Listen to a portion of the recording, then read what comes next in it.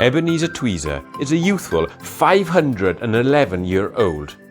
He keeps a beast in the attic of his mansion, who he feeds all manner of things, and in return the beast vomits out presents for Ebenezer, as well as potions which keep him young and beautiful. But the beast grows ever greedier, and soon only a nice, juicy child will do. So when Ebenezer encounters orphan Bethany, it seems like everlasting life will go on as normal. But Bethany is not your average orphan.